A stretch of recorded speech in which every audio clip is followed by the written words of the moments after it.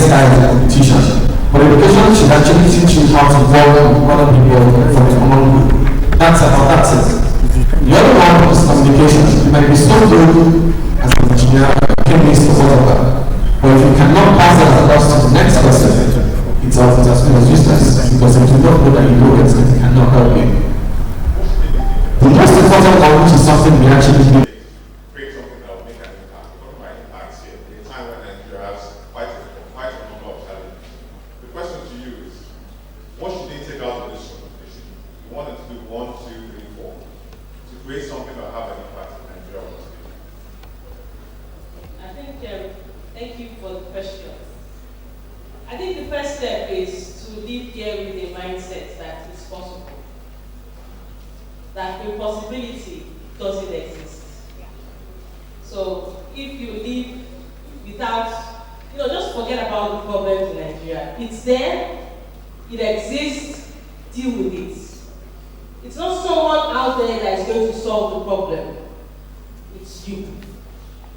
So if you take away this, as a mindset, that would be perfect. Secondly, start to volunteer. Get interested. Watch the news. Find out what's going on. Ask questions. Attend meetings. Don't sleep off or be part of the wallpaper. Pay attention. Thirdly, write. He who writes wins. If you think about all our literature, religious literature, which are the religions that are still lasting today? Only those that have been written down. You write a book, it stands forever. Okay? So write. And I know some of you who say, I don't know how to write. I'm sure you do. You write on Facebook. That is good enough. So what I will tell you, I'll ask you a question, a riddle, short riddle. When is the best time to plant a tree? 20 years. Yesterday. Now. Yesterday. So think about it. Thank you.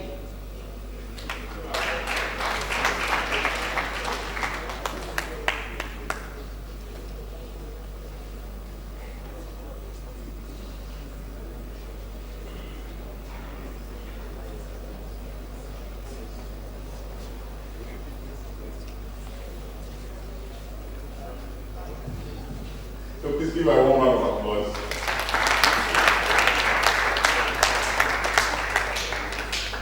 So now let's move to Mr. Tunji.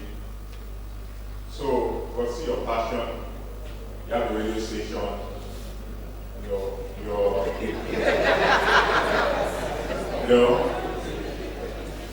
You're speaking out in British English. Let's not know about this and that. But now, these are young minds. You've talked about the fact that the comments you made about, it's almost like the system is designed to fulfill you in that sense. But in China, this is a crisis, present opportunities. So I want you to talk about what opportunities exist for these young individuals during a time like this. Thank you for that. Even in China, there were consistent policies. China is even so consistent on policy that it's beginning to get upsetting. Do you know that China has just surpassed America's largest economy in the world? Because they decided at some point to create a 100-year goal for themselves and they were consistent at it. And guess what? They've not even reached that 100 year mark. And they are the biggest already. It's difficult. It's difficult for you to work with the system with policies somersaulting. I'm not even trying to say that there are no opportunities out there, because I have a lot of friends in the technology space. The only reason why they've not even started affecting the technology space is because they don't understand it. I'm not even trying to insult anybody. They don't understand it. I mean, yeah.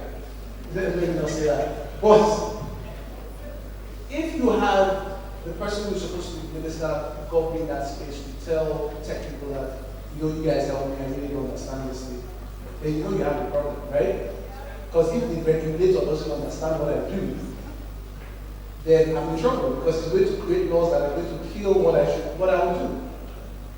So you see, it's the technology space, people are trying to flourish. I mean, you've seen a lot of people come out from that space, like Yoko, you've seen Julia, Koga, they're doing well, right? But even if you now sit down with those guys and check the back end of those stories, you start to hear the very bitter, very sad stories, the fact that they've been exploited by venture capitalists, that Nigerians that have returned back from the UK with a pocketload of money and exploited them because they know that these guys do not have alternatives. And it is only policy that can start to protect us. And what I say, or what I was trying to say there is, we need to start to take charge of that policy. We need to start pushing it back to them. We said this last year, let us keep it that way. We need to keep these guys accountable for what they've told us they are going to do. But let me stop you for a second. All right. You're an economist. Unfortunately. You're an essay to Statistician of Nigeria. You have a radio show. So what are you doing? Oh my God. Anybody that goes to JRP knows how much I've been doing. I've had a radio show since 2012 when I wasn't even making a dime from it. I can remember the head of corporate communications through the central bank when they were pushing cashless Nigeria. And I sat down with him and I understood the concept of what he was trying to do. And I, with my own money, started to push cashless Nigeria for the central bank. After a while, he sat me down and said, Tuji, what do you want? Do you have a family? You know, because he was concerned that why is a young man pushing something that doesn't concern him? But I saw where it was going. Unfortunately, powers that be killed the dream and the dread. Just like I'm talking about policy here. But then I didn't have a voice as large as I do now. If it was now, I don't think they might have gotten away with that they did. But then, a few people just, I mean, how many people remember the 5,000 naira note?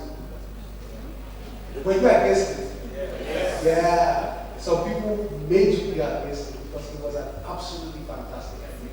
If I start to explain what it would have changed now, you would actually feel very bad that you were against it. But, like I said, if you don't understand, there is no way you can support or go against the right policy.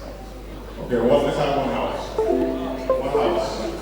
I know it's an exciting topic, but it deals with all of us. Can we just have 3 questions from the audience? I just see a hand up. I need a lady also. I'm not saying a lady. Let me start with the young man there. And cover behind me. And then the gentleman there.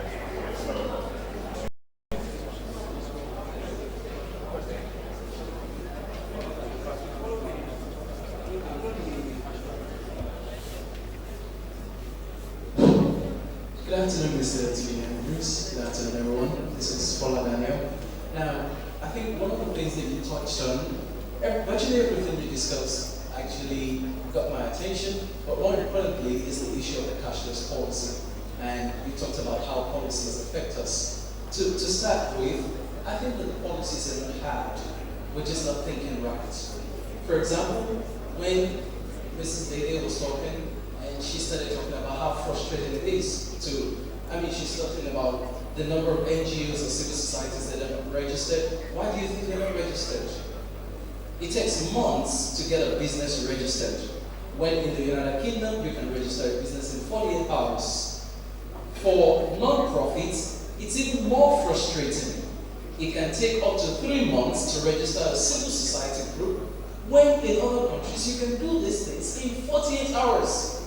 The former Minister of Trade, Commerce and Industry was trying to do something, and some people within the same system frustrated registering a business in Nigeria in 48 hours. Now, back to the policies on cashless economy. What exactly are we doing? Because we seem confused. You're saying the 5,000 naira note would have been a fantastic idea. It would have been an absolute mess in the cashless economy. What is the highest bill in the United States? Okay, let's. So the question really is, who exactly are we talking to? What are the things that we are doing? What are the measures for financial inclusion? Because if we're talking about financial, you'll be amazed at how many graduates here who don't go to their accounts except for more than once a month when the allowance is coming, and after that the account is useless. Okay, so what exactly are we doing? Okay, we'll move on to the next question.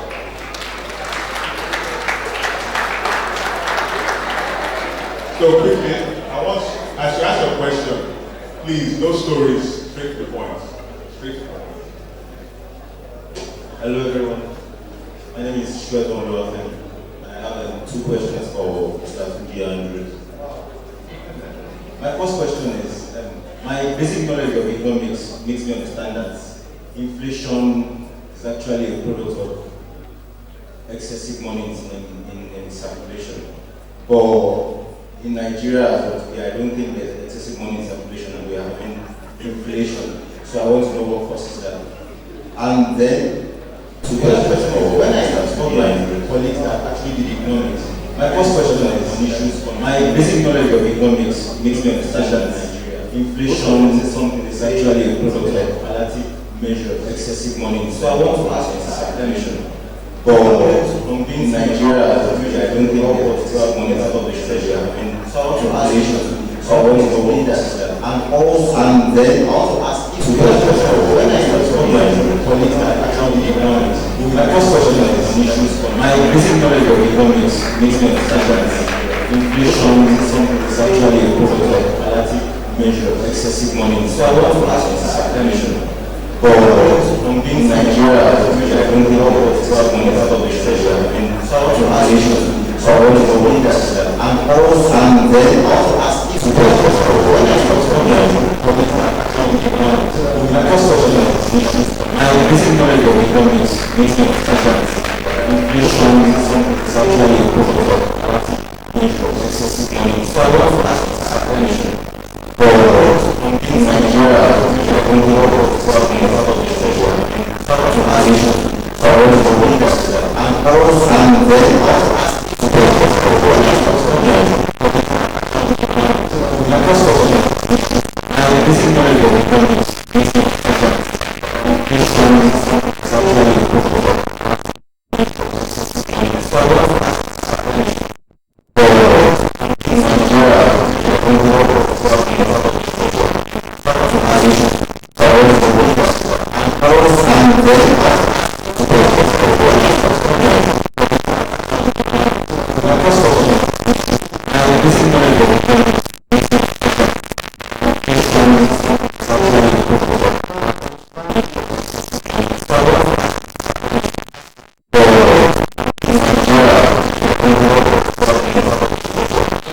makes me understand that inflation is something that's actually a product of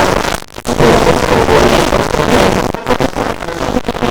But in Nigeria, I don't think excessive money is what we should be having.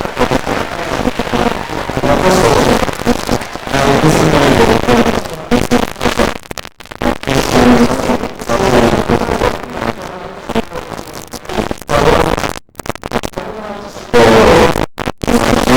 so I want to know what that. And then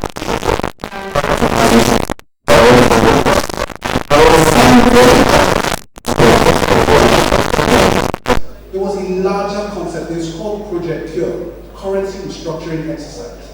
And I'll explain it to you. Now, do you know that every single naira note you have in your pocket was designed and patented by a foreigner? Every time the CBN has to print it, they have to go and ask that person and pay royalties to print your currency. The CBN wanted to scrap everything and design and print art. 2, There is a reason why people use dollars, not necessarily because they want to buy things outside Nigeria. There are people like the Dangotes of this world, there are many who use large currencies. Now, every time I have to transport currency from Lagos to Ibadan, if I use 1 billion baht, I'm going to pay for security, I'm going to pay for tires, I'm going to pay for the car. It's expensive. Now, let me explain it to you.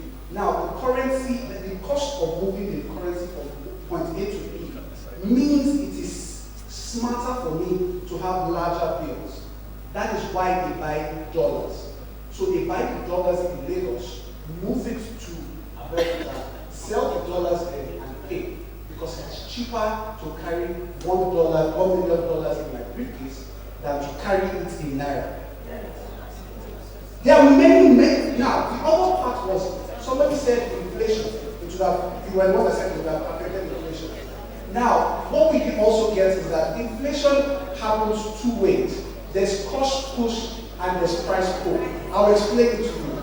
Now, what is happening to us right now is a cost push inflation. It has nothing to do with the money in circulation. It is as a result of the fact that dollar prices have gone up, which have affected prices of goods coming from outside Nigeria, and also petrol prices have increased, which have increased the prices of food coming from the northern part of Nigeria. Are you getting it?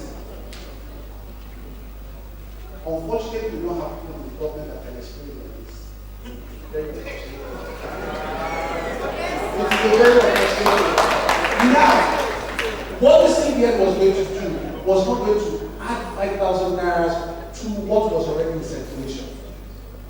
Because I heard a lot of economists being very verbal about that. It is about, there's something called M2. That is the total money in circulation. The CBN was going to withdraw a part of the 1,000s, the 200s, the 100s, and replace it with the exact same value of 5,000 naira. What it was trying to do was to push you to use your cards.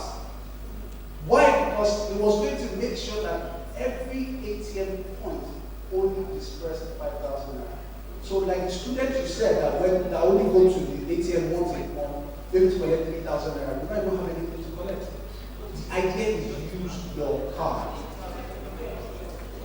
Are you kidding? You know, I'm a perfect example of this. I have tried it the whole day. I went up in my house, listen. Now, it is a step-by-step example. I could explain this to you in basics. I'm taking it to the basics for you. It is an issue with understanding what the government wanted to do. Now, the 5,000 naira itself was not for everything. Right? Most people saw it as Ghana's what do you call it? And that was what they pushed to the news. A lot of the time, see, I work with the media too. A lot of people push agendas to you that you do not know. If I want to kill something, all I have to do is push it to a few of my friends. And I know everybody in the media. Is it channels, AIT? I know everybody in the media. All I have to do is just influence thoughts. A company in this country released its results and lost 170 billion naira. 170 billion naira. Your biggest business newspaper, the headline the next morning was so company reports impressive top line. Accountants know what the top line is, right? It has nothing to do. It's really not the full picture. The bottom line is the issue. So please, leave the media. You do your own research for yourself. The Central Bank has a document on Project Cure. You can check it out. It's on their website. Now, I'm trying to remember this question. Can we get out of recession? Yes. All you need is a positive quarter, just one positive quarter. Even if it is positive 0.1, as long as it's positive, we're out of recession. And what do? When you say you're in recession, it's a big English again. It means that the value of the amount of buying and selling in the economy has gotten to a very ridiculously low position. So all you need to do is just stimulate people to buy and sell. You'll get out of recession. It's easy. It's not that difficult. Then the last question was, some policies. I mean, he just exemplified it. I mean, I don't know what you did last month, but I will probably need to beg them to you.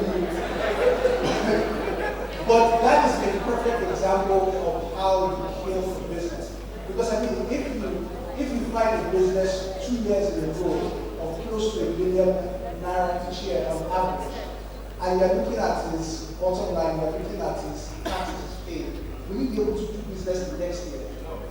I mean, there are things there are concessions we should have. But, sir, just go and beg us. So, allow Mrs. Diggy say something first.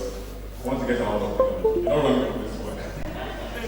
So, I want to get your opinion about some of the questions I asked. And just summarize some of the things that were said. Questions I asked. Well, I'm not, this is a surprise question. So I'm not even sure about where to start from. But let me start from the back, regarding the guy who's been dealing with last month. This is an issue for public opinion. So it happened to you, it has probably happened to so many people. It may not be at your scale, it may be higher, it may be lower, but it's an issue for public opinion. So, Tunji here knows the media. How about talking to them? Okay, so that's one link for you.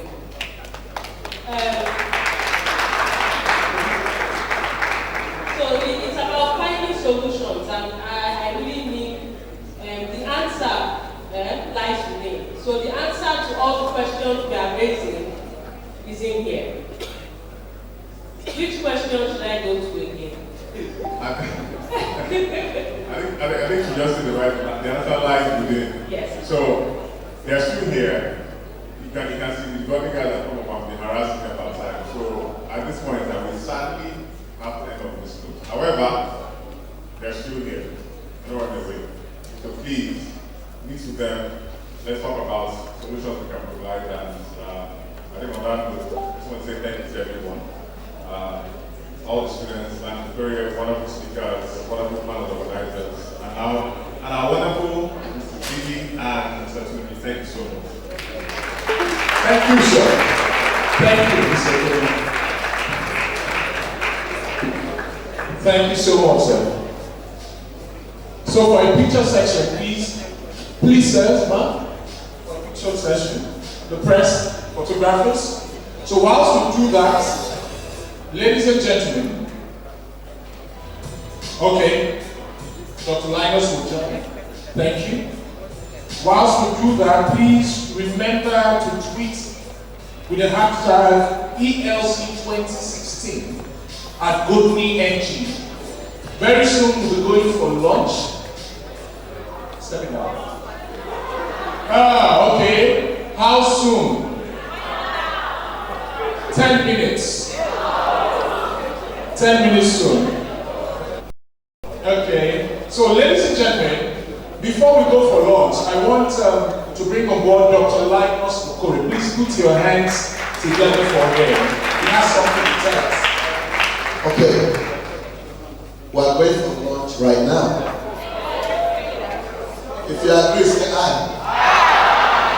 The ayes have it. Now, I sat down there and I've been thinking, a lot of things are going on in this hall right now. But I just thought I should paint a picture of what's going to happen tomorrow. First thing in the morning, we're having Dr. David Oyedepo.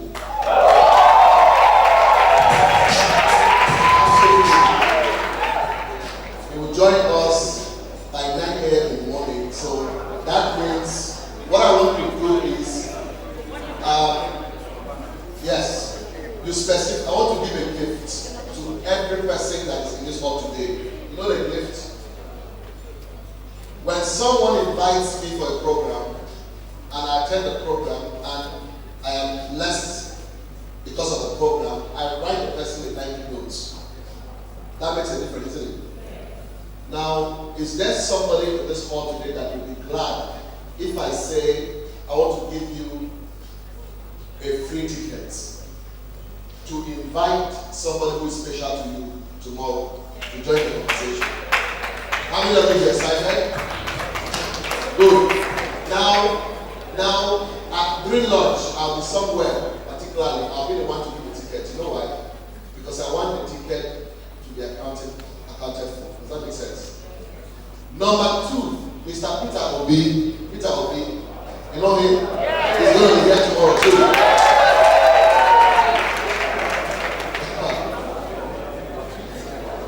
And guess what?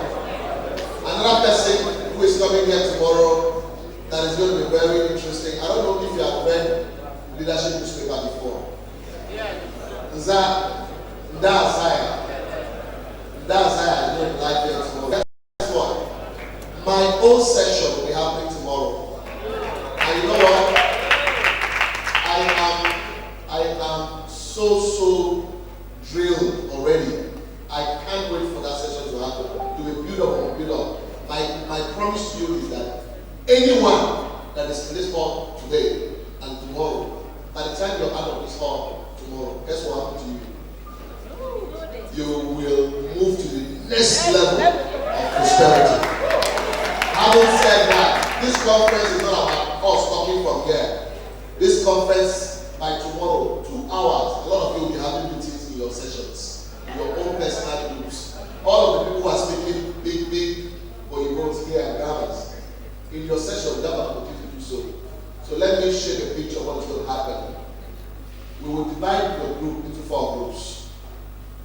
Out of the 4 groups, you will appoint a leader for yourself. Does that make sense? Yeah. Which means you're going to be your leader. Give your group a name. It could be sincerity group. It could be the vision group. It could be whatever name you want. It should be an inspirational name. And you will appoint a speaker for the group. Somebody who's going to be a speaker. And you're going to appoint a rapporteur for your group. What is going to happen is that we're going to practice how people can involve other people in decision-making process. Does that make sense? So we're going to have a free and fair election in that process. No cheating is permitted in this hall. So at the end of the day, it's an opportunity for you to start networking today. Those I know already, some people already start thinking they want to lead their groups. Start networking now, because visibility is key in politics. Start now. So what we're going to do is Group A. The first row across board till the guy wearing yes. No, just you. The guy posing very well. Absolutely correct. So just raise your hand where you are. Raise your hand. From the first row to the seat before yours, down to this, all of this, you are group 1. Group 1. But after tomorrow, I don't want to hear group 1 again. You have a name. So you have to have a meeting today if you wish. The second group is from where you are, my friend, from where you are till the end. And the next group from where you are till the end. You will form what? Group what? Group 2. Now, from this spot to my sister wearing the yellow shirt, down to, in fact, the third group 4, 3. And then the last group is what? The last group 4. Does that make sense at all? So, at the end of, as soon as we go for lunch, don't go for lunch, quickly have a 2 minutes session to identify yourselves before we go for lunch. But guess what?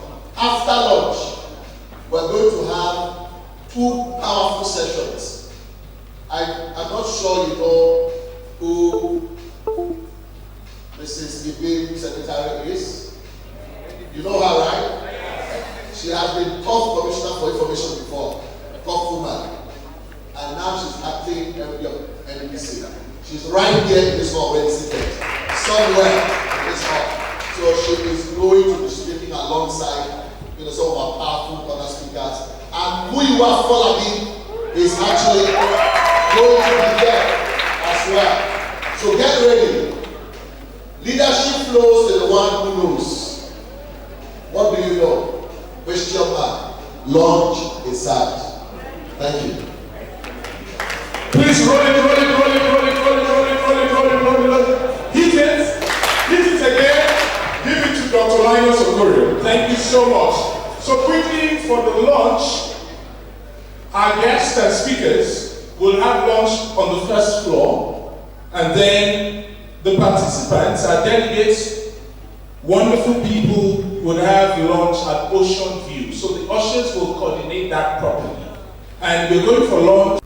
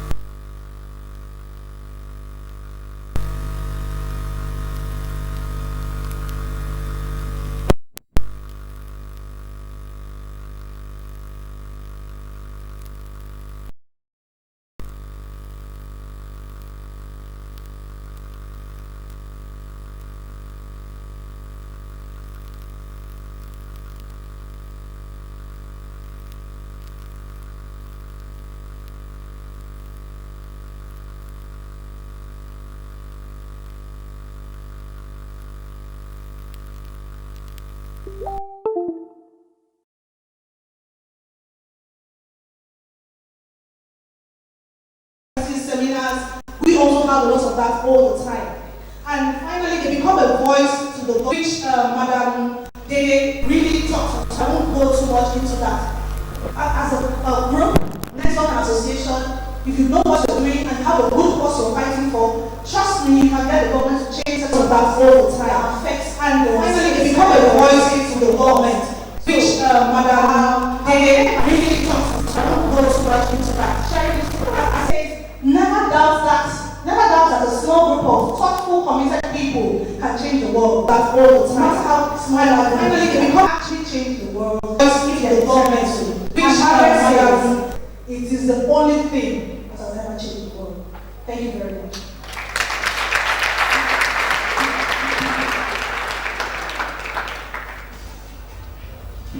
Thank you so much, man, for that. Well said, well said. Ladies and gentlemen, for the next erudite speaker on the third session, discussing mainstream change and development through public service delivery, is the acting director of Director General, NDDC, a distinguished epitome of sense. Ladies and gentlemen, please put your hands together for Mrs. Ibrahim Semenitaris. Thank you. Okay, good afternoon. My name is Lynn Semenitaris. It's pronounced as Spelt. Very easy, not a tongue twister. And I am the acting managing director of the Niger Delta Development Commission, and I am on my way out very soon, I hope, because we have a new board that's coming.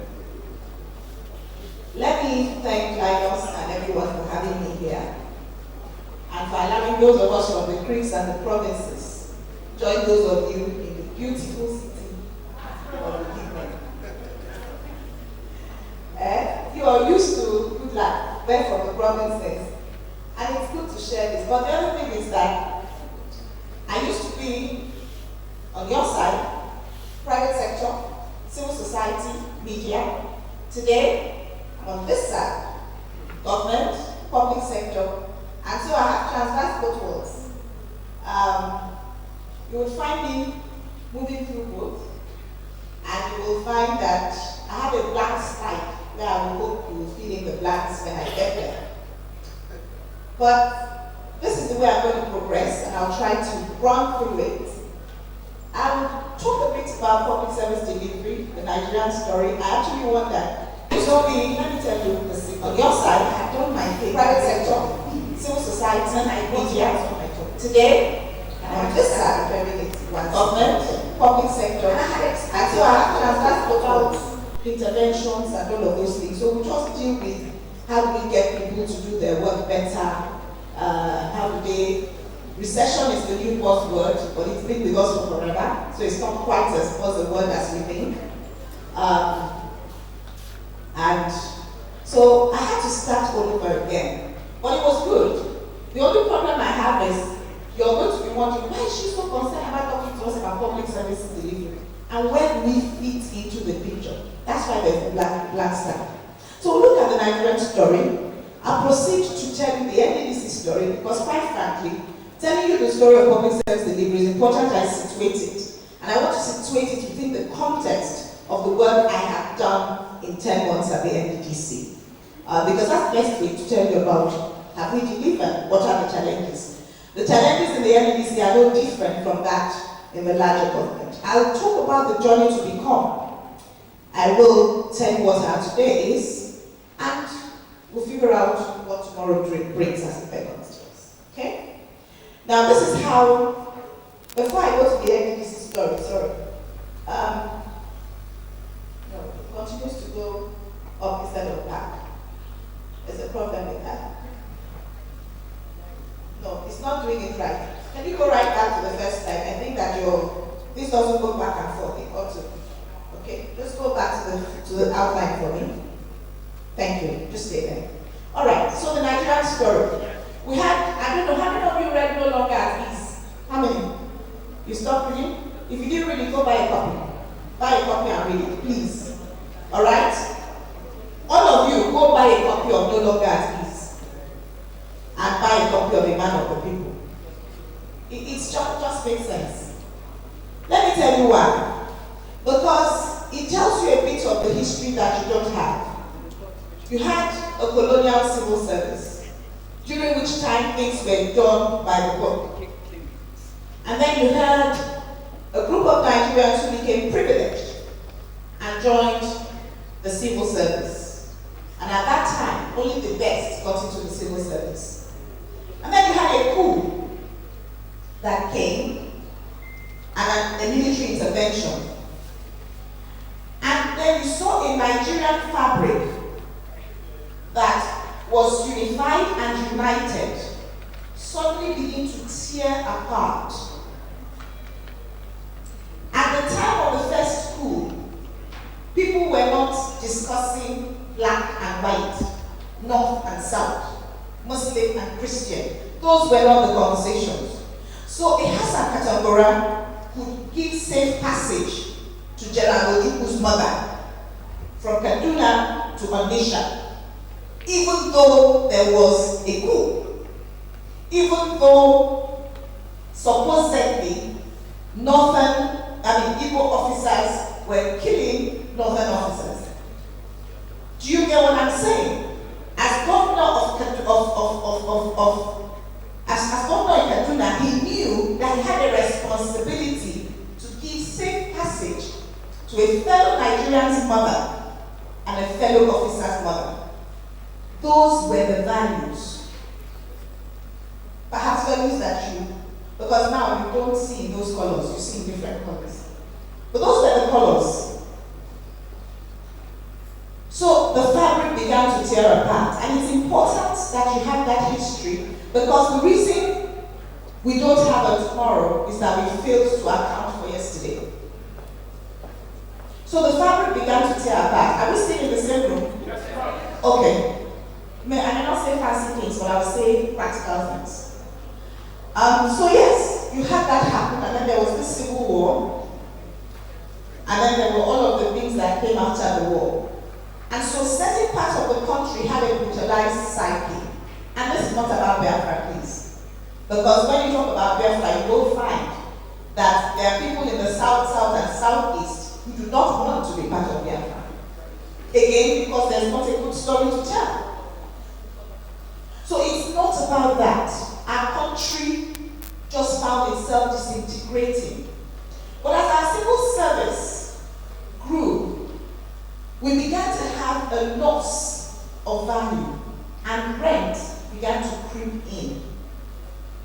And you know what a rent culture is? A rent culture is a culture that allows you access public money and use it for your personal gain.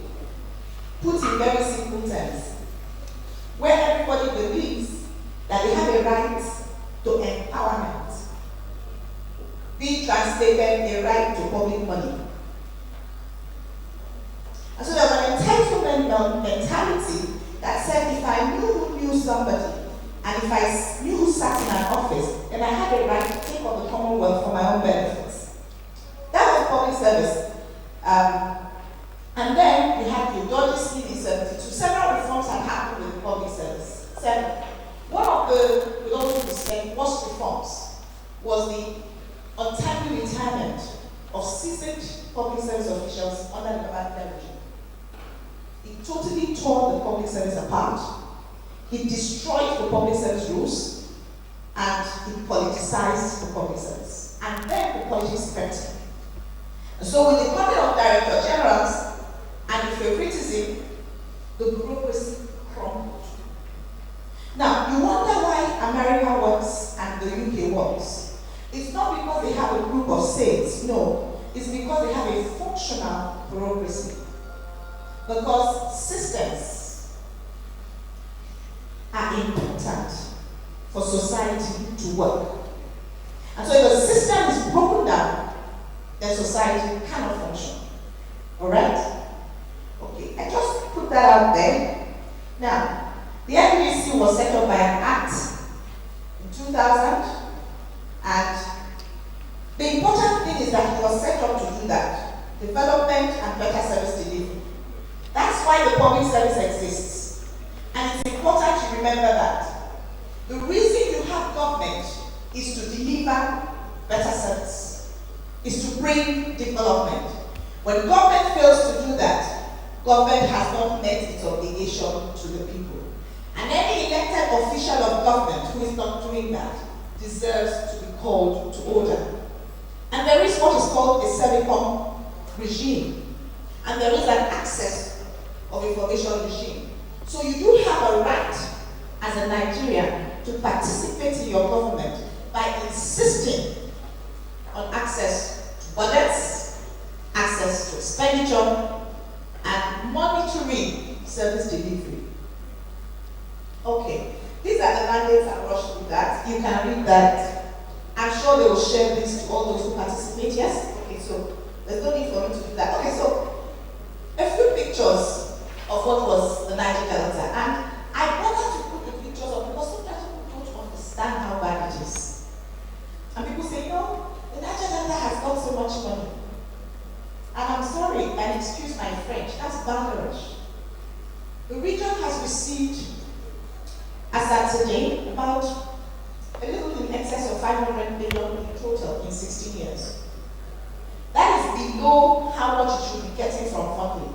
It has received 0 naira from the ecological fund and only a fraction of what it should get. So anyway, so you have this. These are pictures. I'll show you the pictures.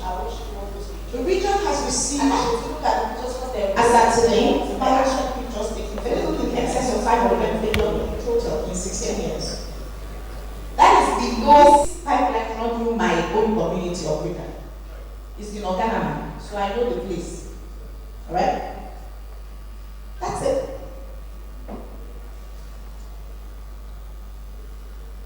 It's important to see the pictures because it explains sometimes these people are always quarreling. They are not mad. They were a very laid back people at some point in their lives. They're not a bunch of crazy folks. Alright? These are interventions that have happened. I'm going to go through that. The agitation begins. Now, between the madness of pollution and the agitation took several decades. Okay. So this is what you have. So what went wrong? This is really what I need to talk about. What went wrong? The first thing that went wrong in public service delivery in Nigeria were administrative challenges. Internal processes and procedures, controls, destroyed. Non-adherence to procedures and processes. Organizational culture was out of the window. Internal discipline became quite weak. There's a lack of commitment and duty among staff. Of course, the image destroyed. And program quality assurance was poor. What did that lead to? It led to an erosion of trust. What was the second thing that went wrong? Corporate governance out of the window. Policies. There was poor leadership. You had transactional processes. So people were, it was buy and sell. Nobody was trying to transform anything. Alright? It was a buy and sell situation. I talked about rent. Okay? And in the Nigeria Data Commission, we had a problem with budgeting. Budgeting was very poor. And of course, people were not following any plan. And because of all of this, we couldn't find partners, people to collaborate with us. And partnerships, as you just heard, are key to strengthening businesses, institutions, or even government. So what went wrong again? We had a money situation. Monies were coming in on time. Our budget was passed. Our budget for this year will be passed in May next year. So we start dealing with 2016 budget in 2017. And then we have to stop using 2016 budget. That 2016 budget that is passed in February of 2017 expires in March of 2017. So you have 1 month to do a 1 year. So, of course, all of that led to all of us. So we had that situation. What went wrong? Fire brigade. Typical Nigerian thing. Hey, they are moving in Northeast. Send on the Northeast Commission. Hey, they are carrying them. Give them money so that they will carry more children. So it was about fire brigade, no planning, no identifying a problem. I mean, things have been going wrong for years. Recession doesn't start in a day. Things have been going on for years. And then, when it cracks, we rush to try and patch. No, it doesn't work that way. When you don't patch on time, it will give way, it will leak, and then you will have to break to build. So fire brigade and then noise. We can make noise to solve every problem. We like noise. As a people, we are noisy. Nigerians love the noise. We do not like any quiet. No. If it's not noisy, we're not doing something. we like the noise. So the state response to some of these things sometimes created an entitlement mentality. If you stay in a commission for a few minutes, you will find a group of people who come and say, it's our right, it's our money. I mean, this government is our own. Give us our money. The story is told of an armed robber that caught a Nigerian senator on the streets and said, your money or your life. And he said, please, I don't have money. And they said this was far away in the UK. How true it is, I don't know. So he said, look, I'm just a poor Nigerian senator. The emperor said, is that so? Okay, our money or your life. So whichever way, give us our. Okay, so this was what went wrong. We had, currently, it's not manageable, 8,600 projects going on. In 1 year alone, more than half of that was awarded. It didn't make sense. Poor planning, all right? So, our journey to become. I don't like talking about what the problem was. And let's say, what have I done in 10 months? And what can we all do to make government function better? I think that's the whole point. So what have I done? In my journey to become, as MD of NDC, what I've tried to do is to open up our processes. So there's been improved transparency. We've tried to make that we publish our tenders, we've professionalized our workforce, we deliver quarterly reports, and we have a report, a bribe campaign, projecting whistleblowers to tell us if people do not deliver service information. Journey to become, the second thing we've done is participation. We've increased stakeholder engagements, our budgeting has been bottom-up. We've defined and shared our KPIs and deliverables with departments and directorates. We've decentralized and strengthened our state office. We've improved project monitoring and supervision. We've instituted a reward and punishment system. It doesn't make sense to try to change and deliver on public service without reward and punishment, so we've done all of that.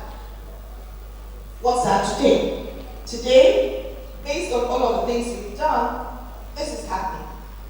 All right? We have clearly defined roles, strengthened governance structures, and we're guaranteeing the rights of communities and other stakeholders. Today is beginning to see partnerships. It didn't happen before. Now we're partnering with oil companies and organized private sector. Now we're partnering with CSOs. For the first time ever, international donor agencies have brought money into the commission. We've been able to sign on with Ford Foundation, and we're going to be doing our skills to job. So now we'll be training people, educating people, how do we match young people in the region to existing jobs? How do we find out where there are skills gaps and train for those jobs? And Ford Foundation is partnering with us and all of that. DFID is also helping to partner with us through an impact measurement of the impact of the work we've done. So we've moved this around. We're partnering not just with international donor agencies, not just with public sector, but with the private sector as well. And that's something we should realize, that there can be a bond between the private sector and the public sector. Konga.com is working with us. We're going to be training about 6,000 people in the region, and we would pay for the training. Konga will train them and give them access, and they will help Konga distribute their products in the Niger Delta. It's a win-win. So Konga increases its net worth, and some young people get some money, and we move people from the entitlement mentality and rent seeking to production.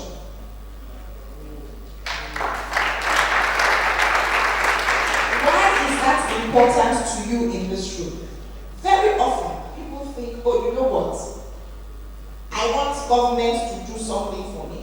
It's not going to happen. But if you have a great proposal, it's going to work. And that takes me to my next story, and I was to see end. Massive companies in this hall. Massive, please. If you don't mind, if I can ask you to stand for a minute. Massive company is a good story for us at the NDC.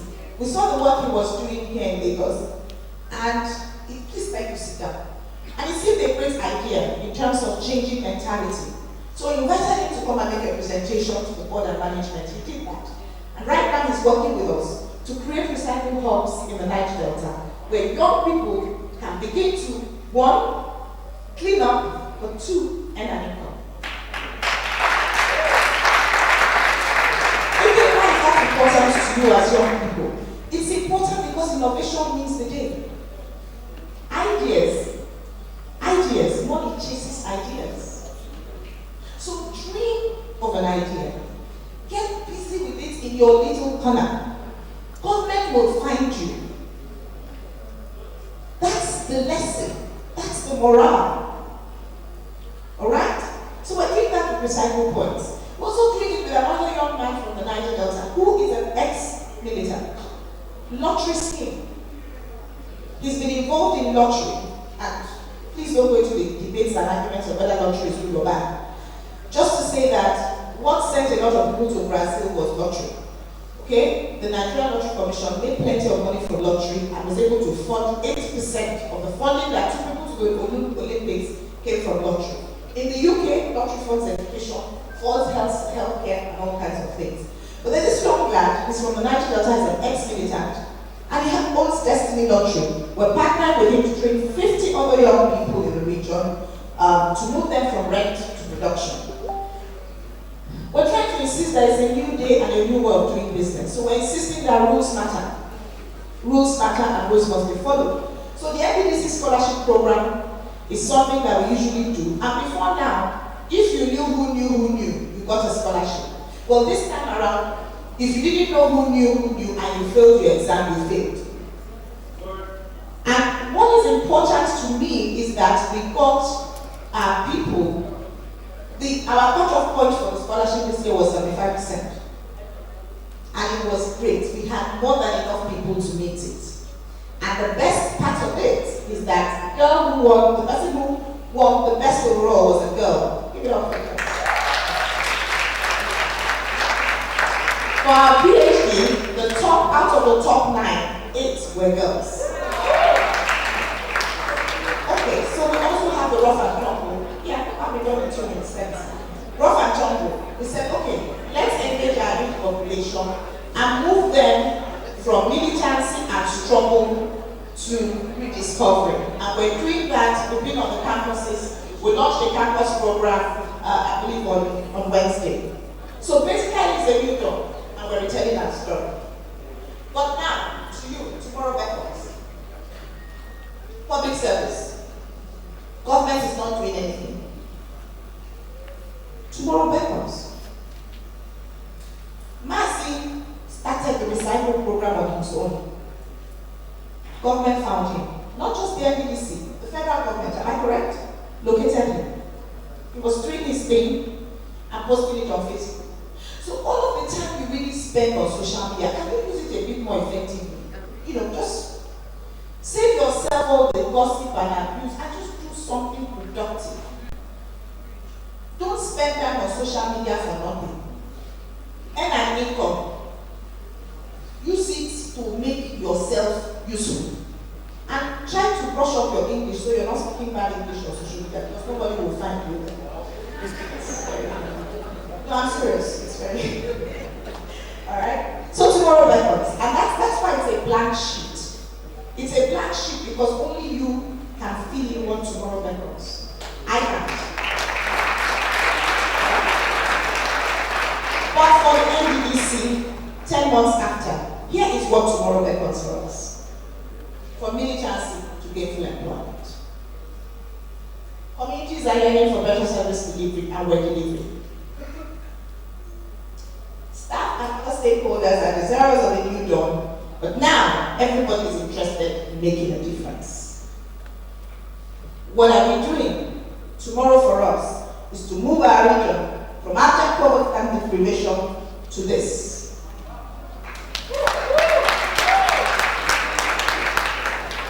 The plan is to satisfy people, a safer region, and a stronger institution.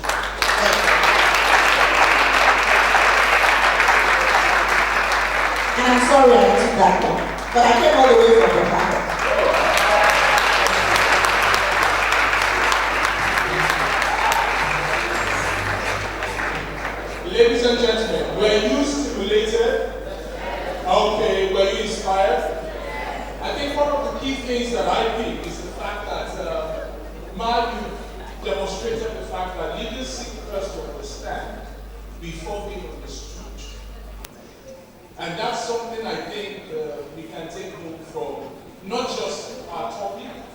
speech, but from her personnel. Ladies and gentlemen, please put your hands together once again for her. So quickly to discuss, we have a third speaker, okay? And she's going to raise the bar. Trust me. How many people know Faith Foundation? Okay. How many people know this speaker? Okay, I can see. Don't be ashamed. Now, to speak on the topic of MSMEs and cooperatives as catalysts for reinvention, ladies and gentlemen, please give a warm round of applause to the Executive Director of the Foundation, Mrs. Adeleke Adeyemi. Please put your hands together for her.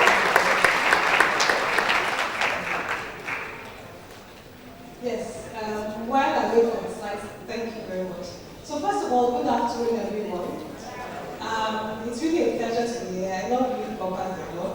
Right now we just finished training probably about maybe 300 in this last set. I really have to appreciate and acknowledge Mr. Akure. Thank you very much. It's great to meet you. And I acknowledge and appreciate this fantastic program. And please, I'm on a panel of very, very strong women. So please give me some of this. And I think I'm very strong in the dynamic panel. So just very, very briefly, what I was asked to talk about, and that's what I will use the next 10 to 15 minutes to talk about, is MSMEs and cooperatives as a catalyst for invention.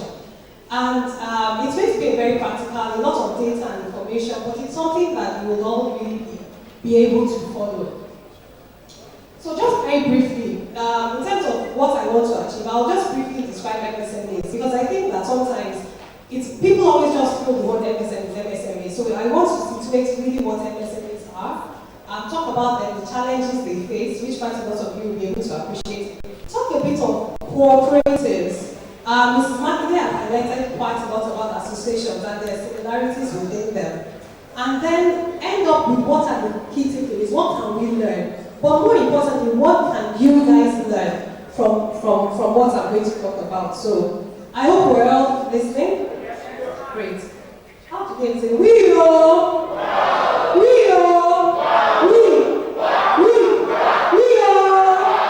I tried though, after 14 years. So, MSMEs. How many of us are entrepreneurs here? Raise your hands now. Okay, so probably about 40% of people. How many of us so those entrepreneurs, how many of you are MSMEs? How many of you will say the MSMEs? Let me move away from it. Okay, do we even know what MSMEs do? No, we don't. That is good.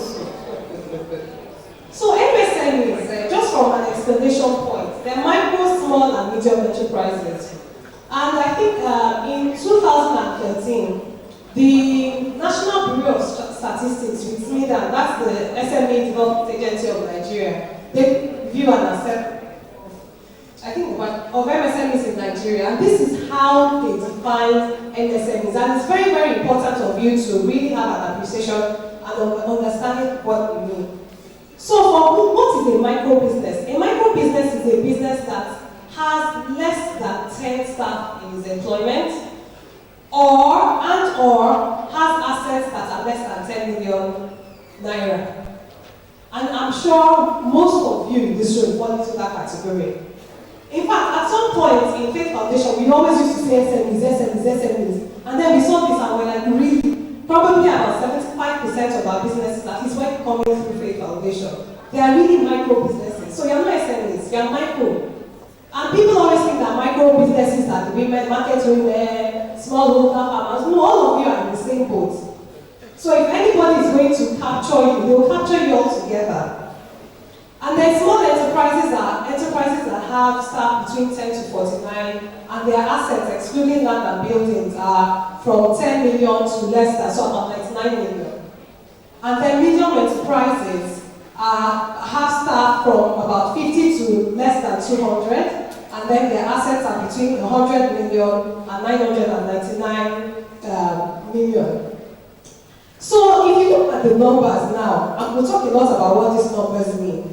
So you can see that micro enterprises in Nigeria, as of 2013, were almost 37 million.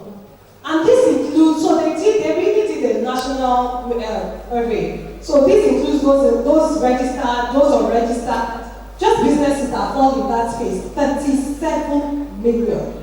That is a significant number. And I dare say that it's probably significantly higher now, 3 years after that exercise. And then as you can see, as you go down the levels, they go lower. So 68,000 plus small enterprises and 4,000 plus medium enterprises. I'm sure the larger corporations will be like maybe less than 100. So MSMEs play a significant role in Nigeria. Now, so if you look at the Nigerian environment, there's so many good things that are happening alongside the bad things, and we'll talk about it. But honestly, there's no better environment to be an MSME in Nigeria than in Nigeria. And I'll tell you why. There's a large domestic market. In Lagos alone, there are probably at least 18 million population. When you have a large population, people will always need the basic things, the basic human needs. What's that? Thank you very much. Food, clothing, shelter. So every day, everybody here will eat at least one meal. Everybody here, every day, will wear at least one clothes. In fact, you're even wearing different pieces of clothing. Every day, everybody here will stay under somewhere, no matter whatever type of the shelter. And that's why even if you start a pure water business today, if you do your research well, you do well, you make money. In Faith Foundation, all our entrepreneurs every year, about 60-70% of them provide food, clothing, and shelter services or products. So there's a large market.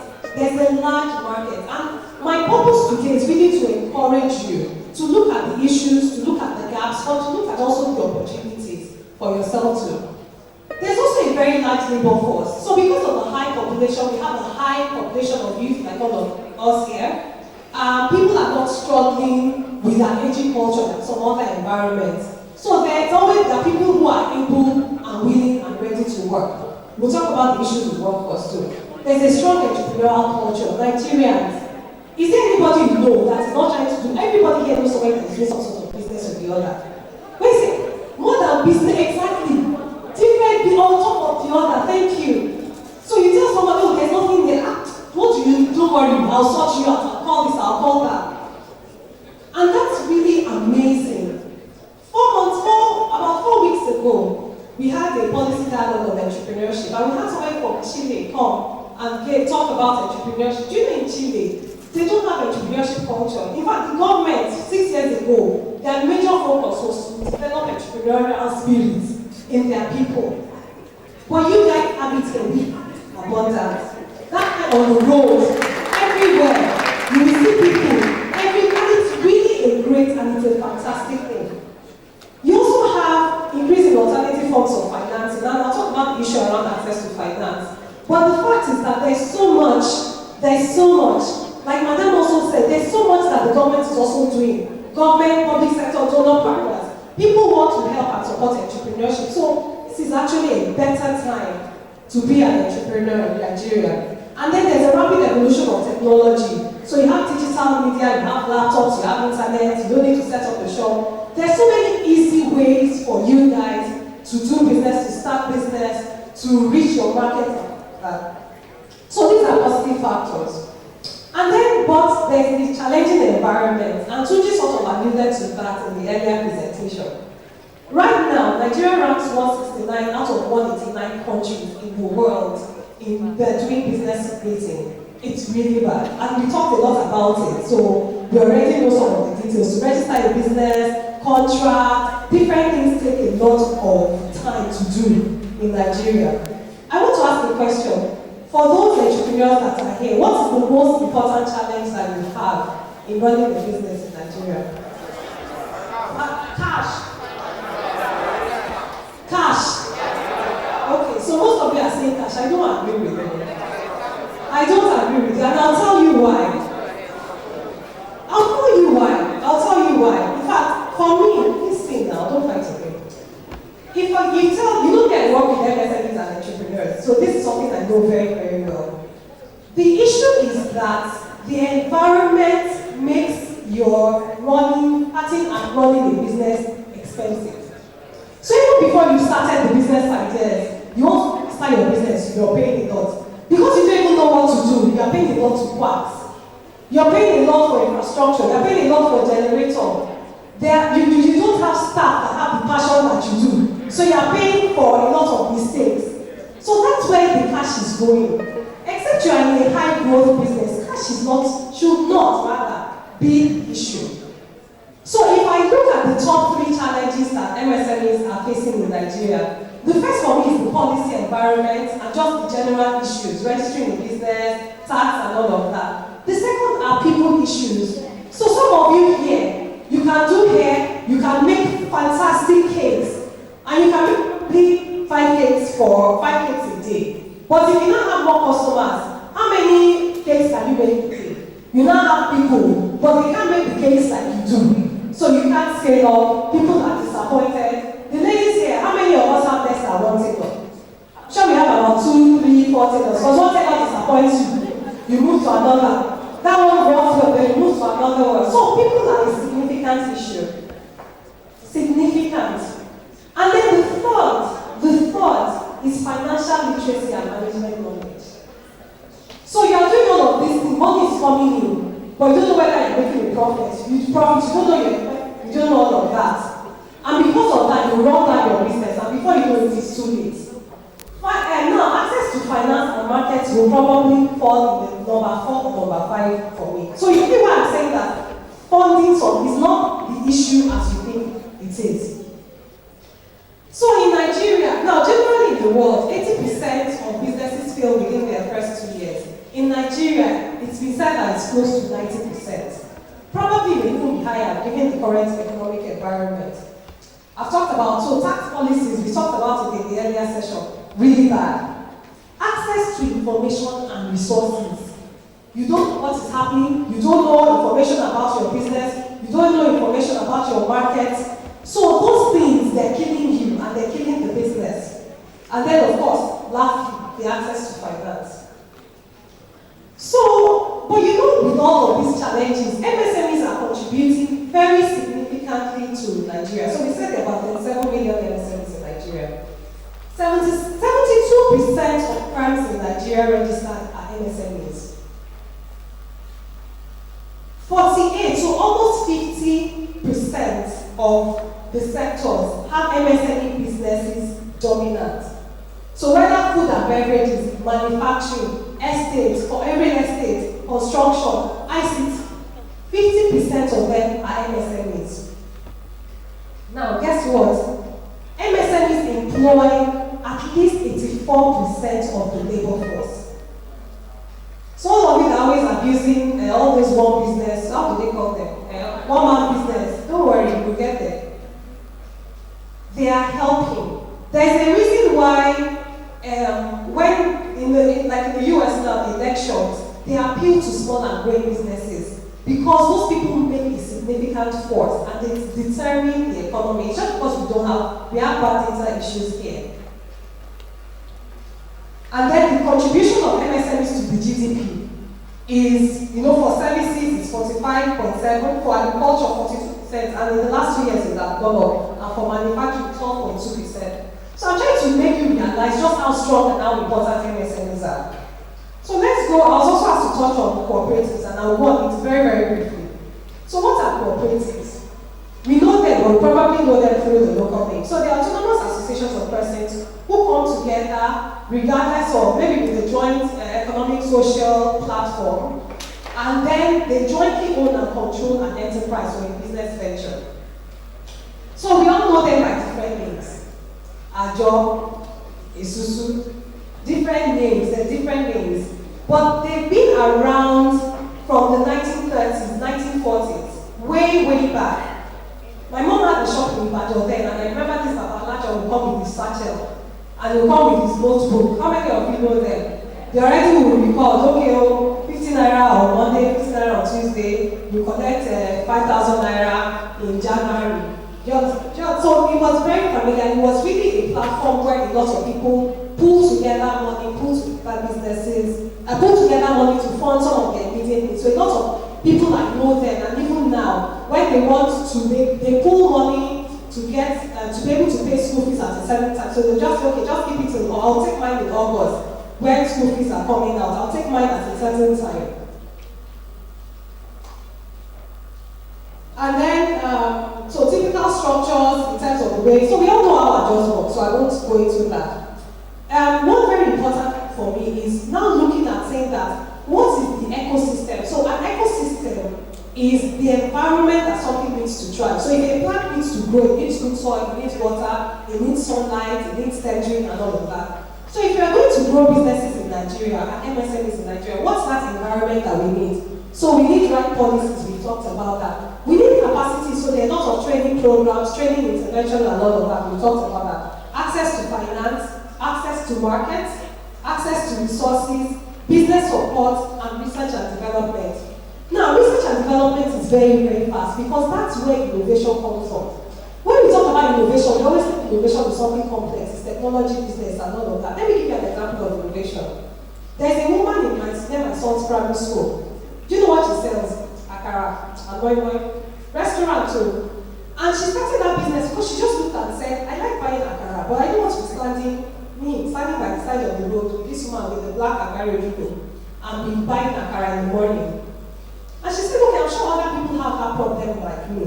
So she opened this small shop, has a gas cooker with akara ojuku, set out outside her shop. And do you know what she does? She folds like an A4 sheet of paper, for something like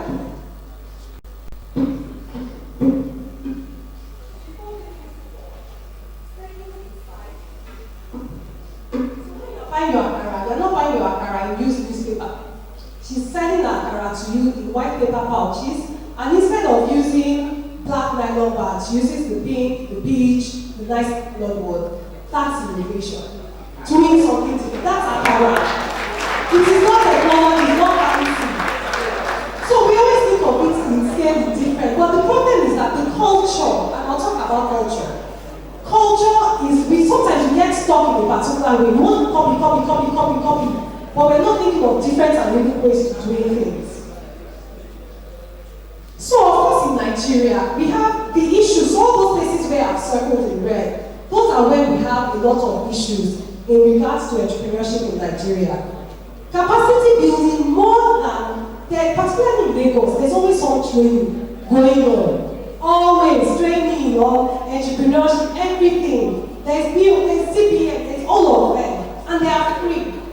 But then there are issues around in lots of these other areas, and which have to be addressed.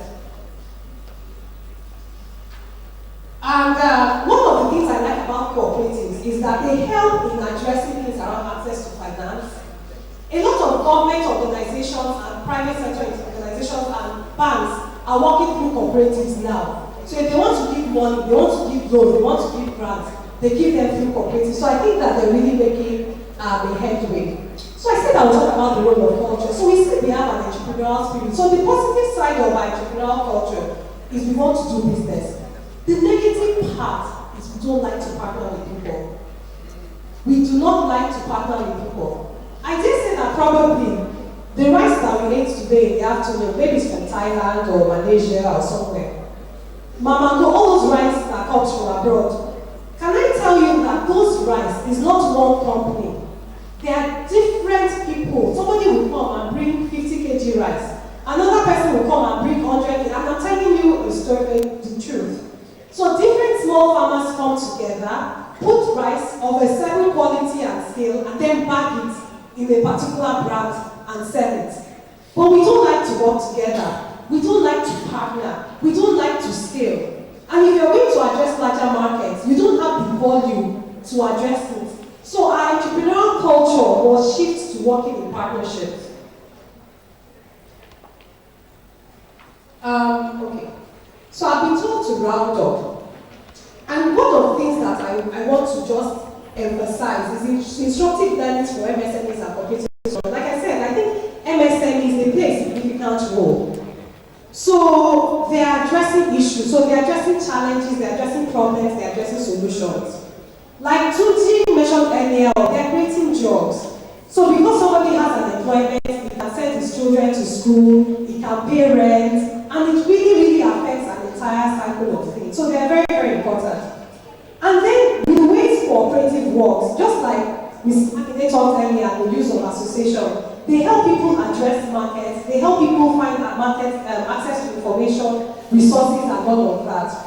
And for me, one of the things that I want us to leave here with is the things around collaboration and apprenticeship. So you are all here, you're all starting businesses, or you started businesses. Quite a lot of you probably would have been running businesses from your schools where you're coming from. My first thing for you is that, how are you learning to improve yourself? How are you applying the same thing she said? There's so much information. When we started in 2000, our entrepreneurs didn't have any of the information you guys have. I can Google now, get a business plan template, get this information. In fact, they even come to you, and we don't make use of it. So make the best use of it, because there's so many opportunities for entrepreneurs to grow and scale.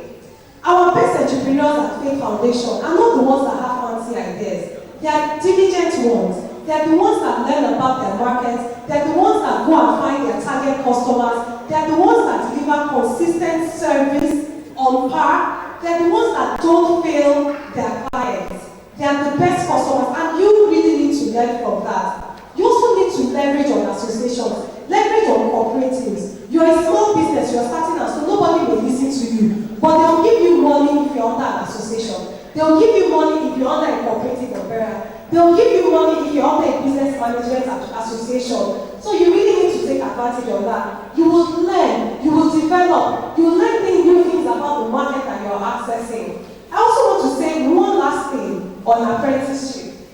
Now, if you look around the country, it's in the South in particular, particularly in the South, that we have a really, really strong entrepreneurial culture. And there's something about the apprenticeship system. We have denigrated it now, but it's very, very crucial. I live on the mainland. There's a shop I go to, Etichart. At Etichart, the guy that owns the place has different people, probably from his family, extended family, around of my promise, from his extended family, that he has trained. But guess what? He trained them through an apprenticeship system. So some days, that's one particular boy, Emeka, will be attending to me at the till. Another day, he's at the gate. Another day, he's cleaning the counter. And he can answer questions. I don't need to see the owner. He can give me discounts because he's learned, he's grown through the system. He knows, he knows financial management. He knows customer service. He knows marketing. He knows product placement. He knows how to keep the shop tidy. So you probably also need to learn. If you're working somewhere now, no matter how hard or difficult the boss is, learn from there. What can you do better? What should you not do? What are the things that you can change? And that's how you'll be better at your business. Don't make the same mistake that somebody else has made. Why do you need to repeat the same mistake again? Sometimes I honestly do think we're lazy here. Honestly, and that's my opinion. I think we have so much information at our beck and call that we are not even willing to go beyond. And the people who do best are the people who go way over and beyond. Thank you.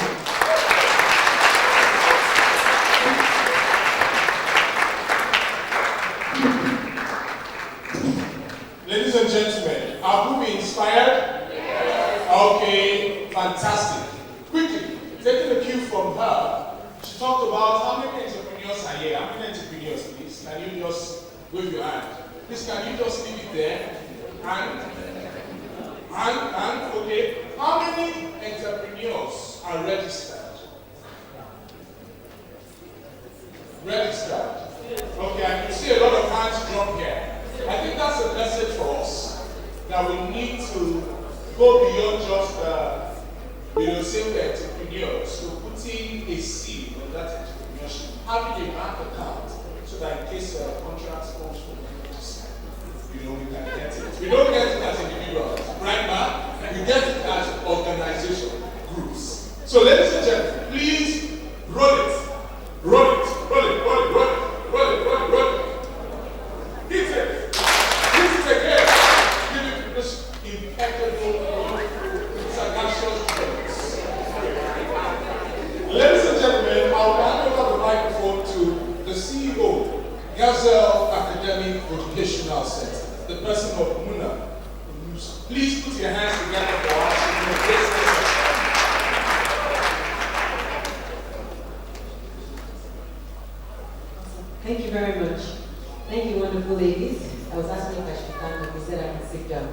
So, if you don't mind. Okay, we've gone through 3 fantastic speakers, and this is the time to ask them questions and find out more about what it talks about. But I have my own questions I would like to ask each of you. These questions I hope will throw more light on what you've already discussed. And then I'll open it up to the audience and probably 3 or 4 people because of time constraints to ask questions for the speakers. Okay, Mrs. Messi, Amazing Amazons, right? Awesome. You talked a lot about partnerships, about associations, collaboration. And I love the quotes that you gave, which is the opposite of networking is not working. And if you want to go far, go fast, go alone. And if you want to go far, go together. Now, I'm sure most of the people here are just saying, they hear associations, they hear cooperatives, and all of those things. And truthfully, these are just buzzwords. You know, they hear that, but do they really, truly understand what these words are and what they stand for? So, what I want to ask is, from an association's point of view, should they actually promote themselves as an association? Should they promote themselves, and how can they attract members? So, should they promote themselves? How can they attract members? And then how can the members stay relevant?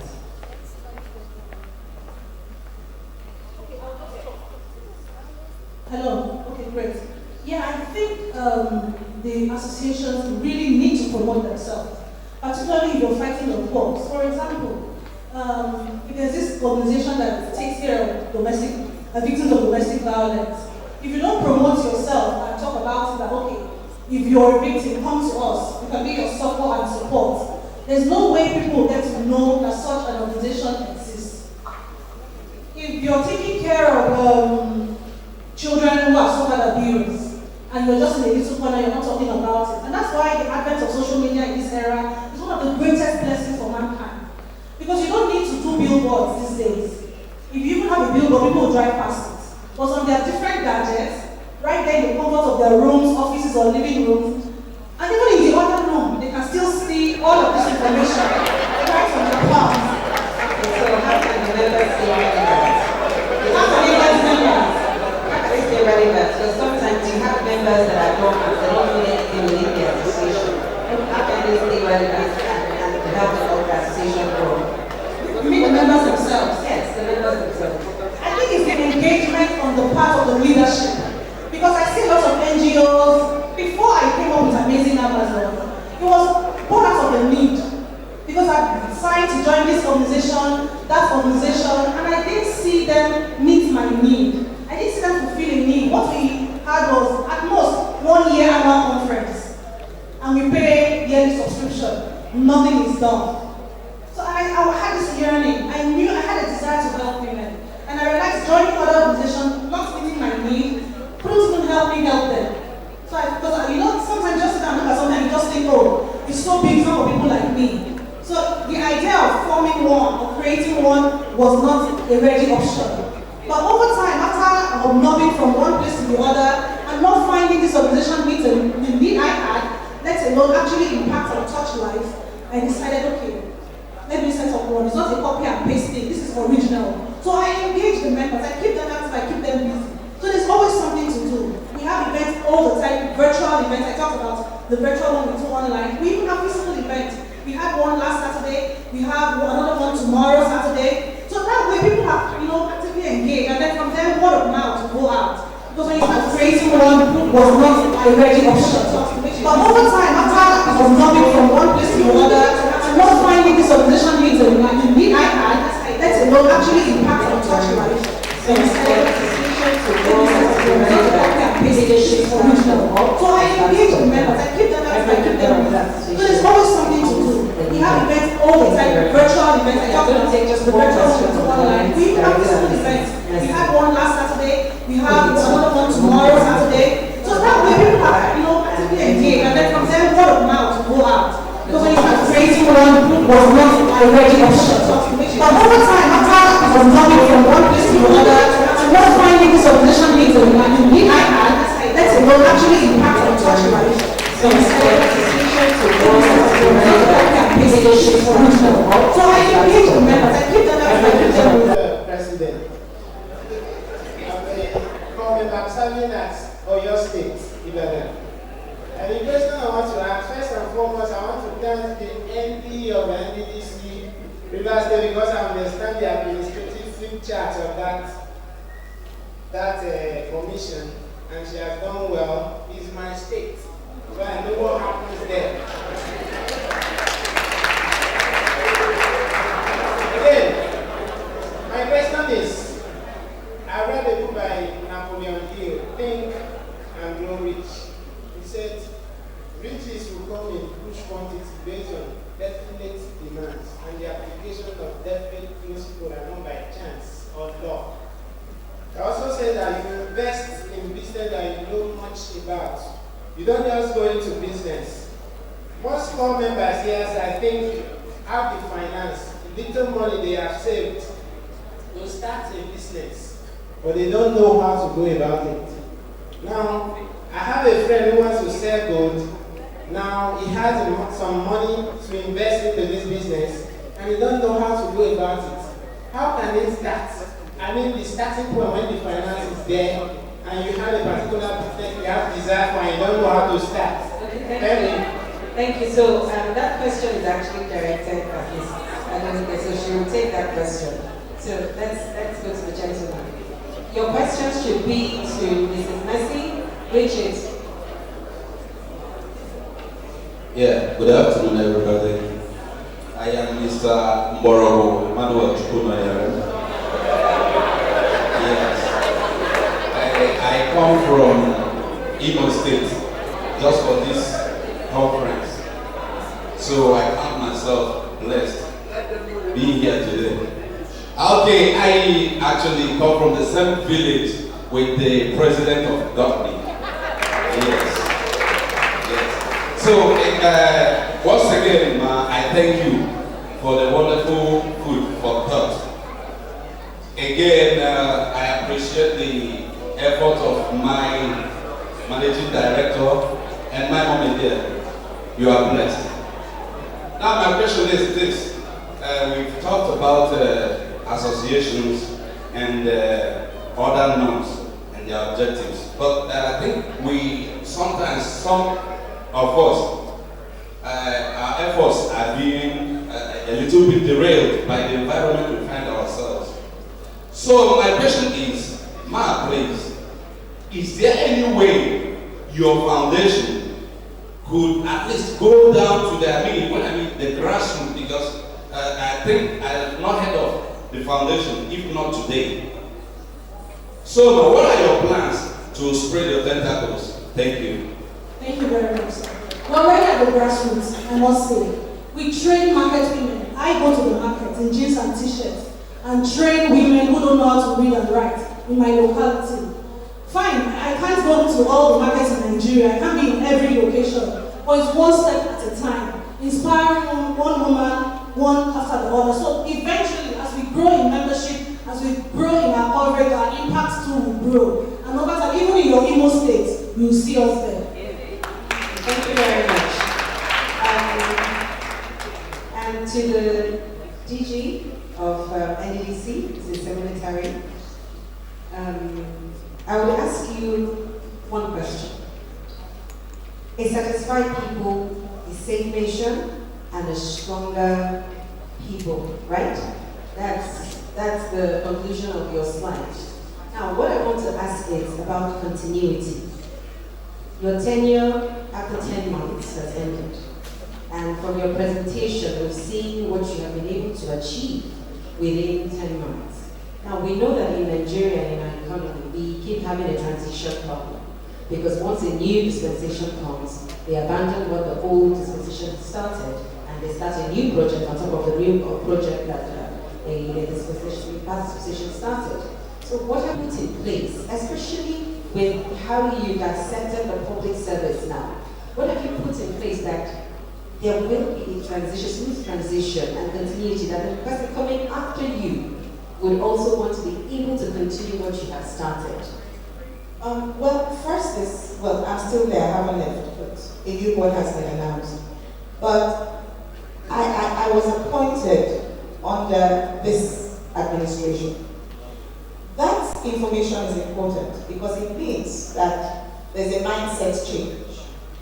Therefore, whoever is coming is also part of this administration.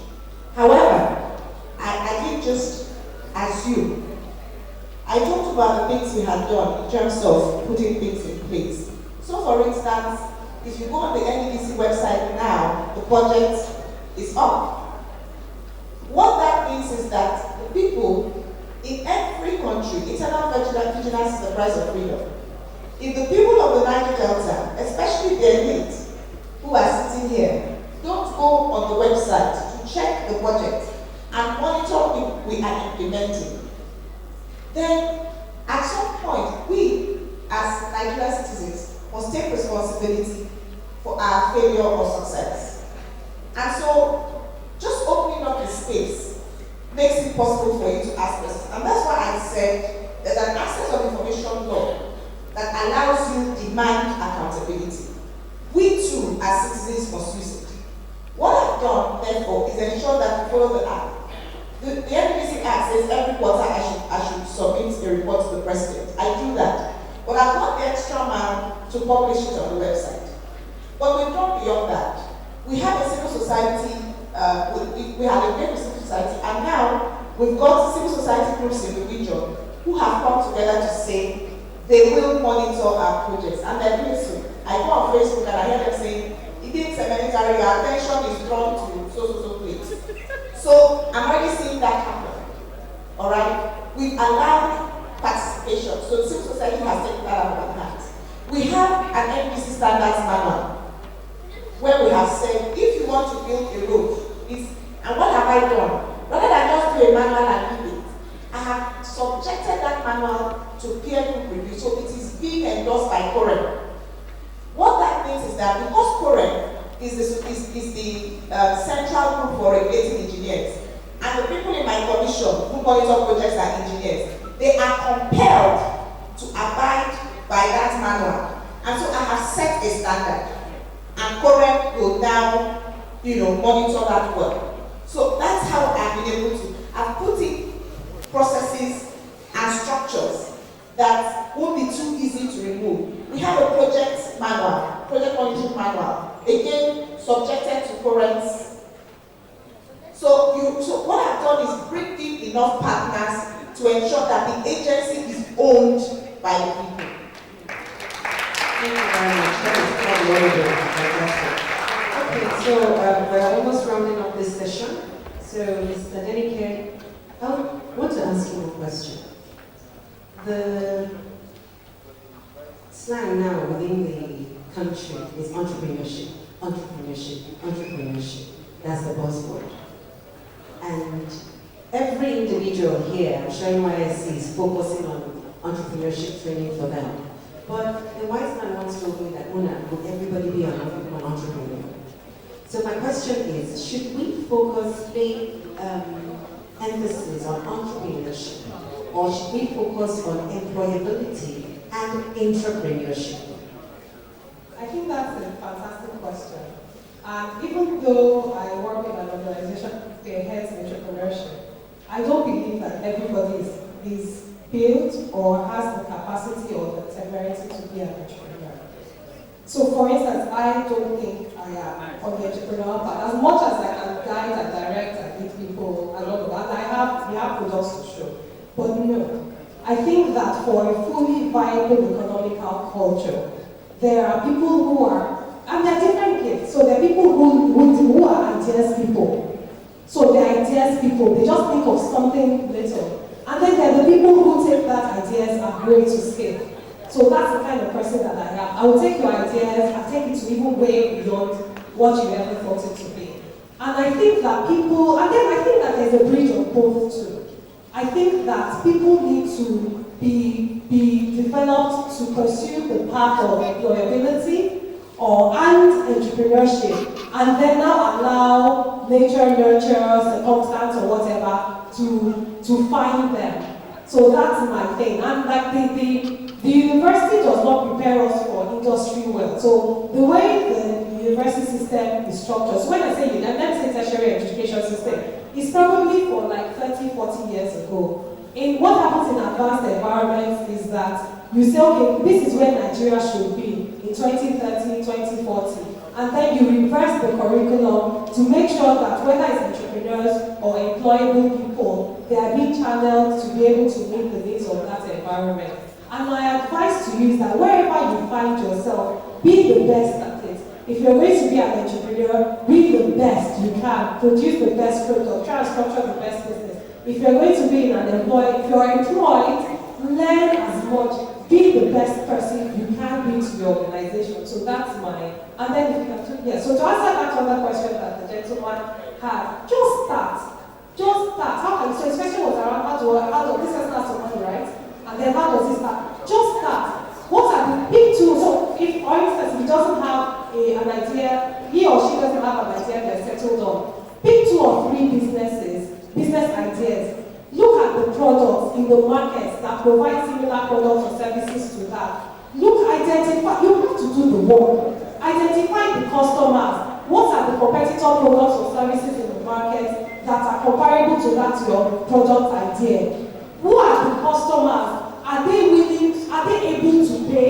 And if they're able to pay, are they willing to pay? What are they willing to pay for? For the competitor products, what's the extra value your product or your service is adding? And then do your numbers. What is your budget in the first year? What are your operational costs? What are your overhead costs? When will you start making money? If you don't do your homework, you will get there, you probably will lose money and all of that. So that's really my response to that. Thank you very much.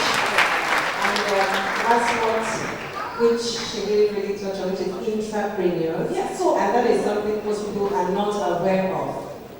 So if you can expand on that, let them understand that it's not just about being an entrepreneur. An intrapreneur is actually somebody that works in an organization and grows that organization. And so if you look at maybe the consulting structure, that really grooms people. So maybe all the consulting firms, that's how they groom people. So I used to work with KPMG at some point, and you will handle the project, they'll teach you the budget of the project, they'll teach you the project that you're delivering to the customer, to manage the project, manage the customer, and it's still the same thing. You're learning financial management, people management, marketing strategy, customer service, alongside the delivery. Thank you very much. Thank you, ladies. Thank you very much.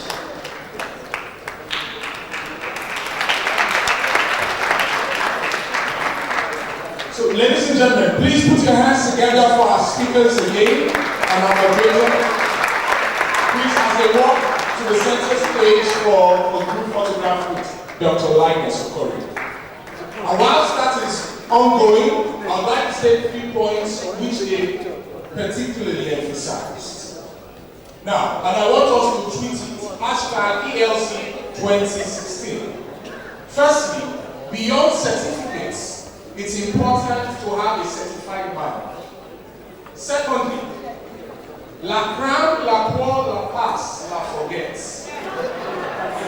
It's not that can take no one nowhere. Excellence is neither male or female. Excellence is a universal concept. Strive for excellence. So once again, please put your hands together for our wonderful speakers. Do it well, please.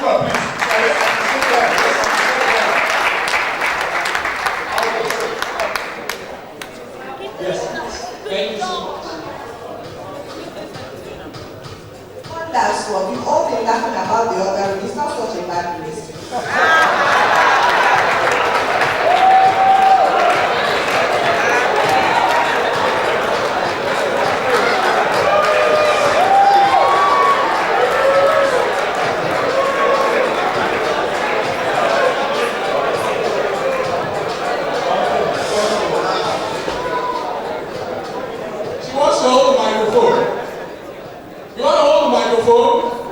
Oh yeah, tell me something. Come.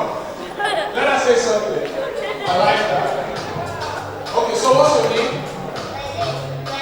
are married. Please put your hands together for her.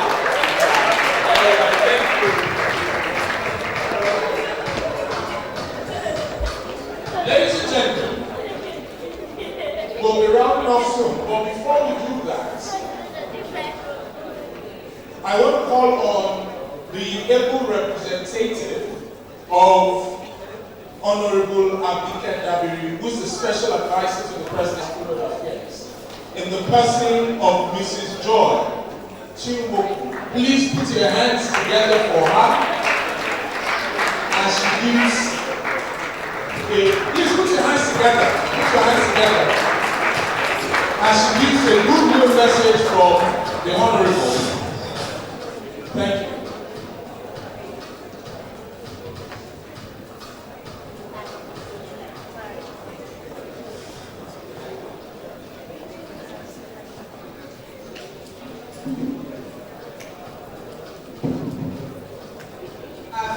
Within 3 minutes. Good evening. I'd like to say that I'm particularly pleased to see youth papas here. You remind me of the good old days. Nice to have you here. Because I have little time, I want to apologize on behalf of Honorable Dabiri Erewa. She's been in and out of town, and she just got to know only today that this event is holding in Lagos and not in Abuja. And she has commitments that make it inevitable for her to be absent. She sent her goodwill message, and I'll take the highlights of that message to save her time. She's talking directly to you, the youths, and she wants you to take home these points. She wants you to know that reinventing yourself means that you appreciate your failures, your weaknesses, your challenges or limitations, and that you're set to identify and explore new horizons. Nobody has everything going well. People that you see up there, they have failed at some point in time. They have weaknesses, they have challenges, they have limitations. You cannot reinvent yourself if you pretend to be perfect. You must acknowledge that every person has his or her weaknesses. Confront them and tackle them and reinvent yourself and achieve what you must achieve. It means reviewing and refining your visions and missions, setting new goals and purposes, and drawing strategies to attain desired heights. In corporate organizations, they have what is called mission and vision statements. It applies to us as individuals. What matters is that you shouldn't just take pen and paper, put down your thoughts. People that write down their thoughts are better planned and better focused. That way you can go back to them and even have set goals. Review them and know how well you are doing. So please, if you don't have any plan for your life, for your career, you don't have a vision, like many people have said now, you have everything on your computer. Look at people's vision, corporate visions. Identify draw a vision and mission statement for yourself. In the year 20, in 5 years' time, I want to be the managing director of my company, or I want to be the marketing manager of PricewaterhouseCoopers. Set for yourself great goals, look for role models, and set about achieving them. It will require that you have self-confidence and brace up to accept hiccups. Many successful people faced similar challenges. Don't think it's going to sail smoothly all the way through. Expect that there will be challenges and tackle them as they arise. There is no age limit to reinventing yourself as long as your brain is alive.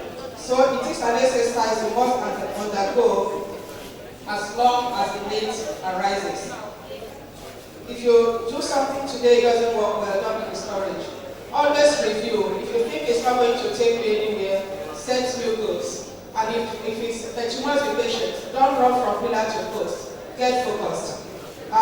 Reinvention requires you to set a clear path for yourself with a destination in mind. Don't allow the tide to sweep you back and forth. Get a direction. Be focused on your goal as review. It means you mustn't wallow in self-pity. When things are falling apart, when things are not working according to plan, instead, it is to always examine yourself, your activities, your associates, your goals, and continuously redefine visions and missions as necessary.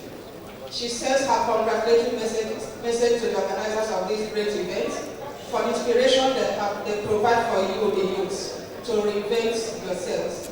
For indeed, it is said that one of the best ways to reinvent oneself is by associating with people that have the power to influence positively.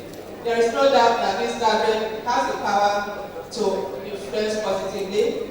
I want to thank you, the Honorable Dabiri Erewa, thank you for providing this platform for the youth. She encourages you to. And she also encourages this beautiful audience to avail yourself the opportunity of this gathering to be impacted upon. Don't come here and laugh and laugh. Make sure you take something home. When you get home, try to ask yourself, what have I learned? And try to make sure you actualize whatever you have learned. If you need to get back to the organizers, I'm sure they will make themselves available to you. So if you don't have their contact, before you leave here, get their contacts, whether it's email, whether it's telephone number, and make sure you leverage on what you have learned today. You must not give up hope. We're in a recession, the country is tough, and it's a global phenomenon. I must tell you that. It's not only in Nigeria. And it's because across professions. Yesterday, I was at the 50th anniversary of Mass Communication, University of Lagos.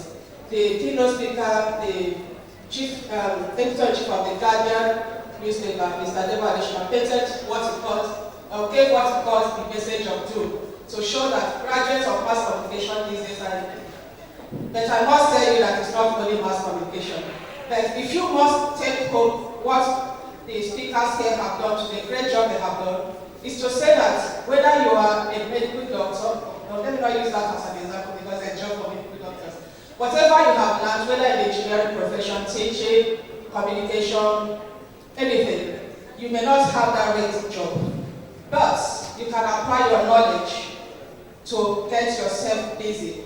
These days, you are better as an employer, which is what the MSME facilitator has tried to let us know.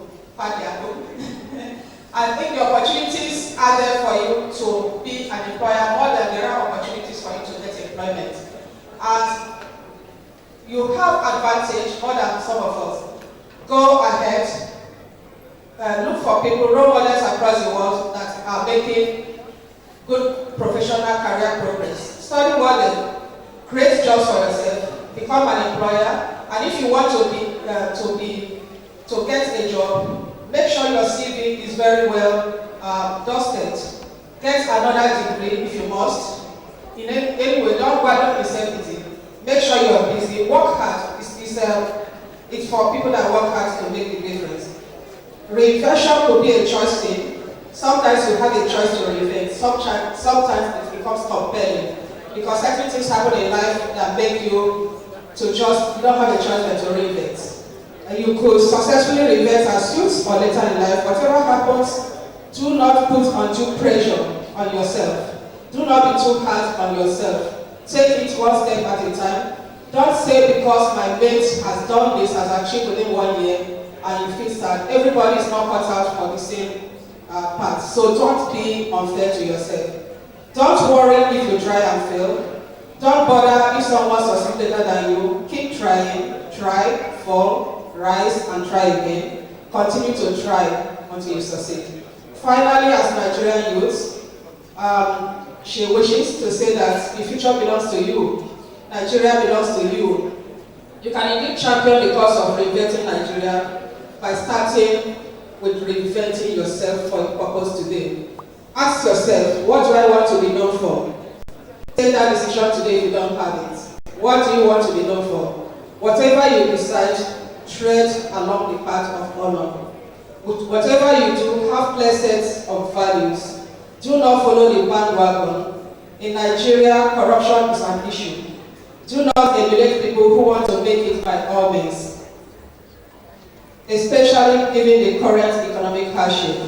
Do not pray for money at all costs. Base your reinvention on moral grounds. Just know that missteps of today are capable of haunting you in the future. To digress just a minute, we have an election going on in the US. You have a candidate Trump and a candidate Clinton. you know their stories. One has built herself to be president from the day she was in secondary school, preparing herself, doing everything to be president. One just wakes up one day and says he wants to be president, but his past is haunting him. So do not make mistakes that will haunt you in the future. Reinvent to make a difference, to bring about change in yourself, in your family, in your place of work, in this country, and outside this country. Be a true Nigerian. Honorable Abika is the estimate to the president of the diaspora. She thinks that every one of us should be an ambassador. You are an ambassador to yourself, to the school you attended, to your family, and you should see yourself as an ambassador wherever you leave this country. Thank you very much.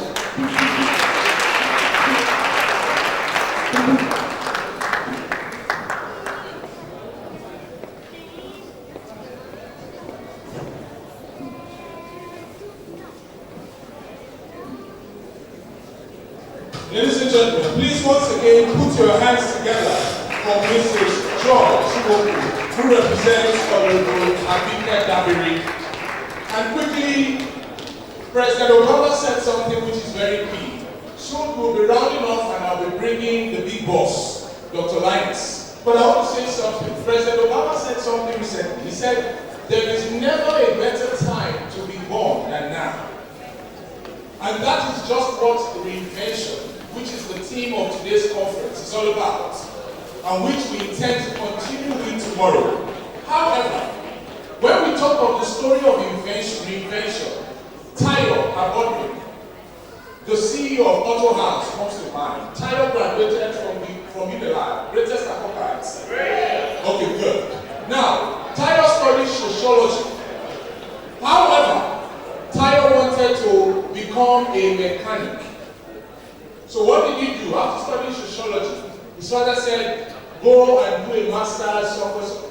He said, sir, I want to do this and this and this because of this. And so Tayo took out time, went to YouTube, watched the videos of parts of cars and the like, and decided to enroll at a mechanic workshop here on the island, owned by a Lebanese. But he didn't tell them that he was actually a graduate of the Greater Accra.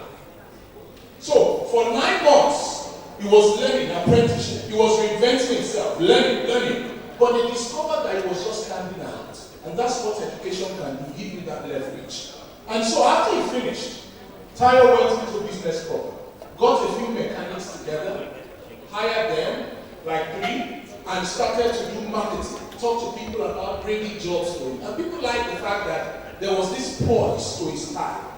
And so from there, Tayo moved from employing 3 informal, uneducated mechanics to employing sales managers, graduates with masters, development officers, and the likes. And recently, I read about Tayo in Huffington Post in Nigeria. And that's the problem we have. We don't get to know that we can start from where we are. And that we need to celebrate ourselves. Case study. We need to promote case study. Celebrate ourselves. So I want you, as the process of reinvention is occurring today and will occur tomorrow, please put your hands together, both for yourselves and for Dr. Linus Okoye as the steps of God to give the finishing touch. Thank you.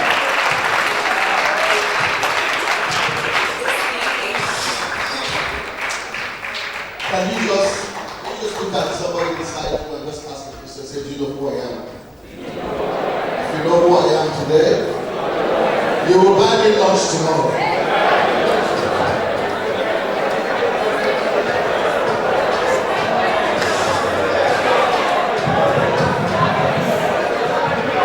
All right.